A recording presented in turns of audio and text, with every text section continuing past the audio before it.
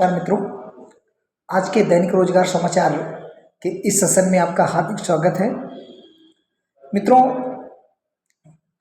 हम आपको दिन प्रतिदिन शैक्षिक जगत की सूचनाएं देता रहता हूं। आप मेरे चैनल को देखते तो हैं परंतु लाइक नहीं करते हैं। देखें, लाइक करें, सब्सक्राइब करें, कमेंट करें। जो भी सूचनाएं हों इससे हमको ऊर्जा मिलती है। पहली खबर है मित्रों, बीएड संयुक्त प्रवेश परीक्षा की काउंसलिंग 15 सितंबर से। कल के समाचार पत्रों में 14 सितंबर दिया गया था, लेकिन आज बीएड की संयुक्त प्रवेश परीक्षा की काउंसलिंग जो तिथि है वो पूर्णतः घोषित कर दी गई है। आप इनकी वेबसाइट पे BU यानी बुंदेलखंड यूनिवर्सिटी की वेबसाइट पर जाकर के आप इनके काउंसलिंग की तारीख घोषित कर दी गई है, तो उसको जाकर के देख सकते हैं। उत्तर प्रदेश संयुक्त बीएड प्रवेश परीक्षा JEE 2023 का परिणाम घोषित होने के बाद अब काउंसलिंग की भी नई तारीख कर दी गई है। बीएड संयुक्त प्रवेश परीक्षा के संयोजक बुंदेलखंड विश्वविद्यालय के कुलपति प्रोफेसर मुकेश पांडे ने काउंसलिंग 15 सितंबर से कराने का निर्णय लिया है। बीएड की काउंसलिंग के कार्यक्रम पहले 10 जुलाई से निर्धारित किया गया था, लेकिन लखनऊ, मेरठ व आगरा विश्वविद्यालयों के परीक्षा परिणाम घोषित नहीं होने के कारण ये लगभग 2 माह बाद शुरू होगी। बुंदेलखंड विश्वविद्यालय ने बीएड संयुक्त प्रवेश परीक्षा का परीक्षा परिणाम 30 जून 2023 को घोषित किया था। काउंसलिंग के लिए शासन से प्रस्तावित 10 जुलाई की तारीख में लखनऊ, मेरठ व आगरा विश्वविद्यालय के स्नातक अंतिम वर्ष के परीक्षा परिणाम बाधक बन गए।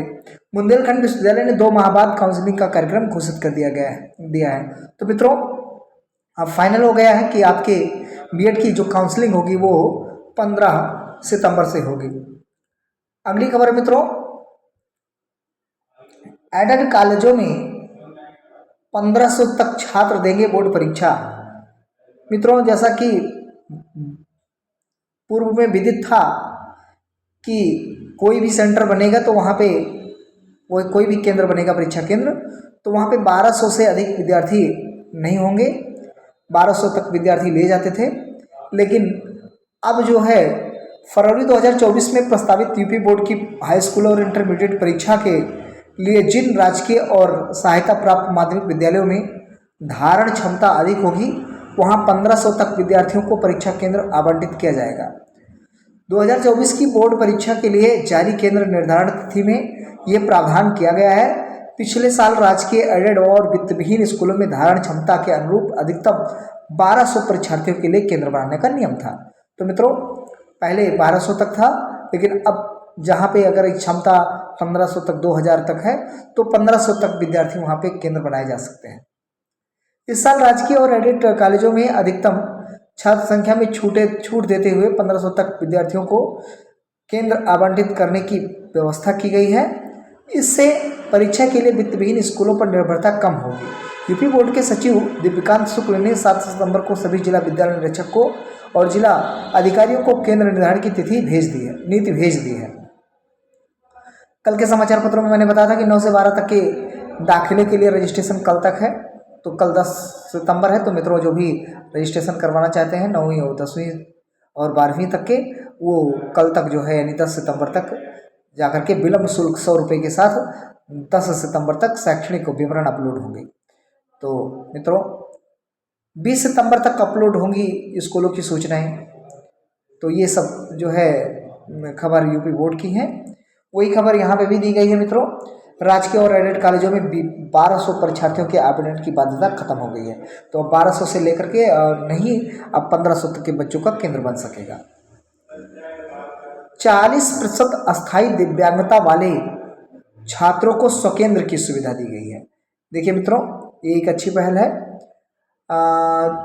बोर्ड परीक्षा 2024 को लेकर जारी केंद्र निर्धारण नीति में 40% अस्थायी दिव्यांगता वाले छात्र छात्राओं को यदि उनका विद्यालय परीक्षा केंद्र बनाया गया है तो DIS दिव्यांग परीक्षार्थियों को CMO से जारी प्रमाण पत्र की जांच करने के बाद स्वकेंद्र की सुविधा दी जाएगी। अगर ऐसे परीक्षार्थियों के विद्यालय को केंद्र नहीं बनाया गया तो 7 किलोमीटर के अंदर केंद्र बने परीक्षार्थियों को समायोजित किया जाएगा।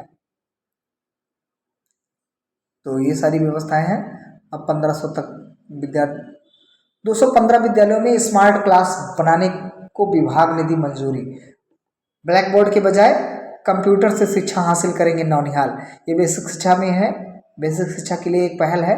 पहले 178 विद्यालयों में स्मार्ट क्लासेस की व्यवस्था की गई थी, लेकिन अब 215 विद्यालयों में स्मार्ट क्लास बनाने की विभाग ने मंजूरी दे दी है।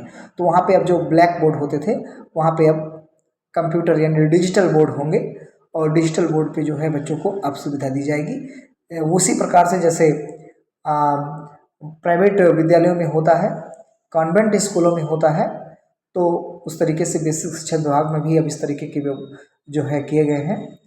तो ये बहुत अच्छी पहल है। बीएसए साहब ने बताया है कि स्मार्ट क्लास का संचालन मिडिल स्कूलों में किया जाएगा। बच्चों को आधुनिक शिक्षा व्यवस्था से परिचित कराने के लिए बेहतर शिक्षा देने के लिए प्रयास किए जा रहे हैं। तो पहले मिडिल स्कूलों में, फिर उसके बाद में जो है प्राइमरी स्कूलों में भी इसकी व्यवस्था जल्द की जाएगी। मानसून फिर सक्रिय, अगले 3 दिन तक झमाझम बारिश होगी। 26 से अधिक जिलों में भारी बारिश का अलर्ट किया गया है। 50 से अधिक जिलों में बिजली गिरने के साथ बौछारें होंगी। ये जिले हैं जो बस्ती, गोंडा, श्रावस्ती, अमेठी, बहराइच, बाराबंकी, रायबरेली, सुल्तानपुर, अयोध्या, अम्बेडकर नगर व आसपास के जिलों में ये बारिश होगी। तो यहाँ पे जो है जो भी ये मौसम विभाग का खबर है। महत्वपूर्ण खबर है, अंतिम खबर और महत्वपूर्ण खबर, बीएड डिग्रीधारियों के खिलाफ सुप्रीम कोर्ट पहुंचे शिक्षा मित्र। बीएड के ऊपर इस समय कहर जारी है, चाहे वो शिक्षा मित्र के द्वारा हो, चाहे वो डीएलएड के द्वारा हो। ये बेचारे जो है इनके लिए बड़ी दयनीय स्थिति है। कक्षा 1 से 5 तक के शिक्षक भर्ती में बीएड डिग्रीधारियों को शामिल करने की राष्ट्रीय अध्यापक शिक्षा परिषद यानी एनसीटी की 28 जून 2018 की अधिसूचना पिछले महीने 11 अगस्त को सुप्रीम कोर्ट से खारिज होने के बाद नए सिरे से कानूनी लड़ाई शुरू हो गई है। एनसीटी के अधिसूचना के आधार पर उत्तर प्रदेश के परिषदीय स्कूलों में, ध्यान रखिएगा मित्रों, ये परिषदीय स्कूल जो 69,000 शिक्षक भर्ती वाले थे,